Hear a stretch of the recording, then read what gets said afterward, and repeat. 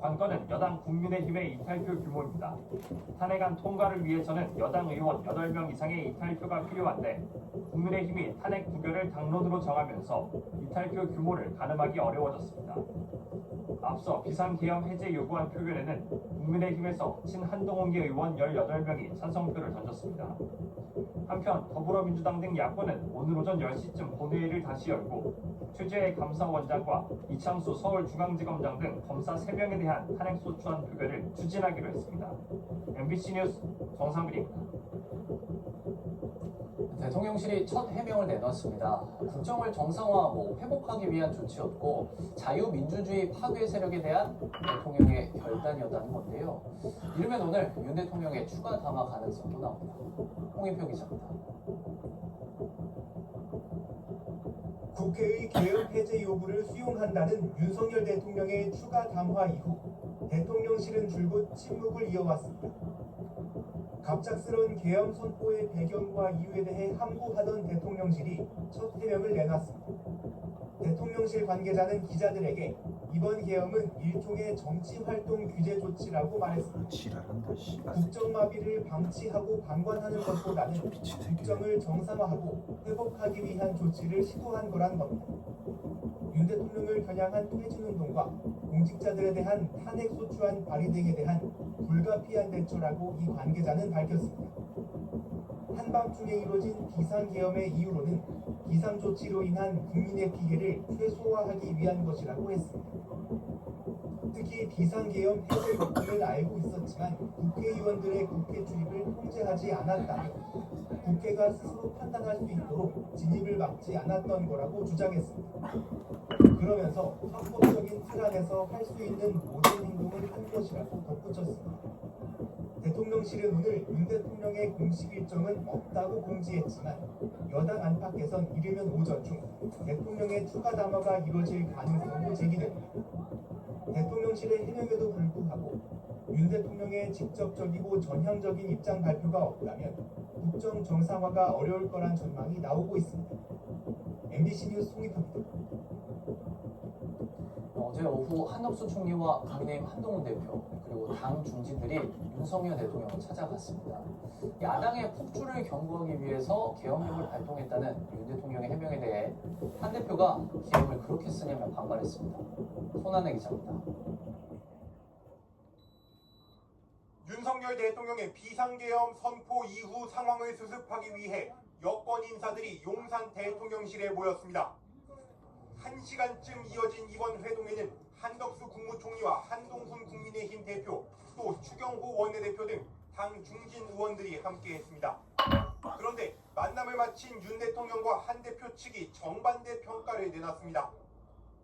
한동훈 대표는 국무위원 총사퇴와 국방장관 해임 요구, 심지어 대통령 탈당 요구까지도 한덕수 총리와 정진석 비서실장을 통해 입장을 전달했다고 말했습니다. 탈당 요구가 해야 된다는 건 최고위로 저희가 결정했던 것이고 총리실에서 회의할 때 총리님과 비서실장께서 전달드렸습니다. 윤 대통령이 국방장관 해임 등 주요 요구에 모두 난색을 표하는 등 접점을 찾지 못했다는 게 한 대표 측 설명입니다. 반면 대통령실 관계자는 두 사람이 진지하게 현 상황을 논의했으며 견해차가 드러나지 않았다고 밝혔습니다. 윤 대통령이 민주당의 폭주가 심각함을 국민들께 알리려고 비상계엄을 선포했다는 해명을 내놓은 걸 두고서도 한 대표는 격앙된 반응을 내놨습니다. 계엄이 그렇게 경고성일 수는 없죠. 계엄을 그렇게 했을 수 있겠습니까? 국민의힘은 일단 윤 대통령 탄핵안에 반대하기로 당론을 정했지만 갈등의 불씨는 남아있습니다.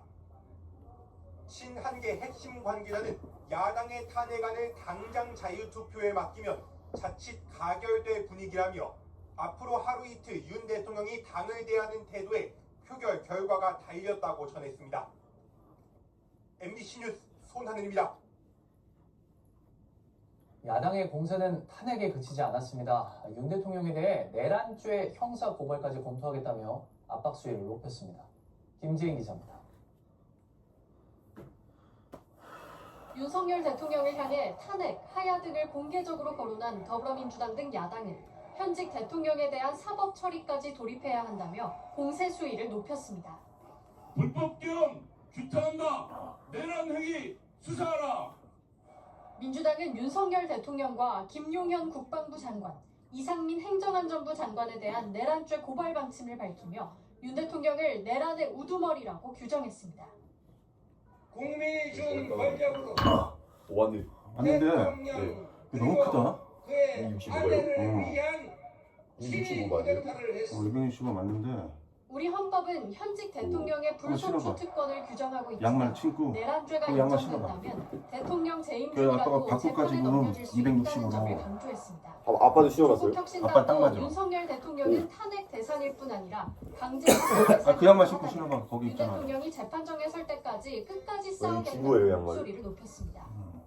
윤석열과 그의 공범들 모두 민주주의의 적 아닙니까? 과거 한쪽만 전두환과 노태우가 한쪽만 그랬듯이 이들 모두 법정에 세워야 개혁신당도 대통령 탄핵 찬성을 당론으로 정하고 법정에 내란죄 세우면 뭐하냐. 고발의 뜻을 같이 했습니다. 몇 년 살다가 그냥 여당인 또 국민의힘은 윤 대통령의 슬그머니 비상계엄 나오는데 선거에 대한 265 우려와 이렇게 유감을 표명하면서도 신어보고 야당의 내란죄 너 주장에는 발- 말을 아꼈습니다. 내년에도 또 엄청 크다고 여러 가지 괜찮아요? 괜찮아? 여러 가지 네.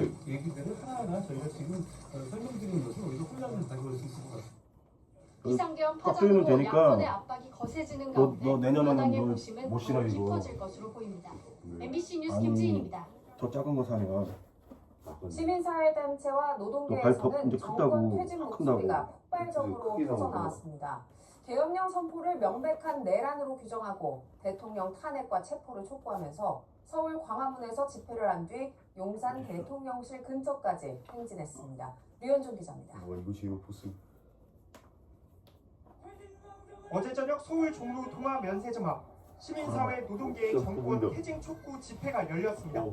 예상치 못한 그런데. 비상계엄 사태, 분노한 일반 시민들도 집회에 참석했습니다. 민주노총은 실례 비상계엄 그냥? 선포는 반민주적 폭거라며 보면 돼. 독재를 사실상 자인한 거라고 지적하면서 무기한 오. 정권을 선언했습니다. 왜 그냥 이제 심판의 시간입니다. 생산을 멈춰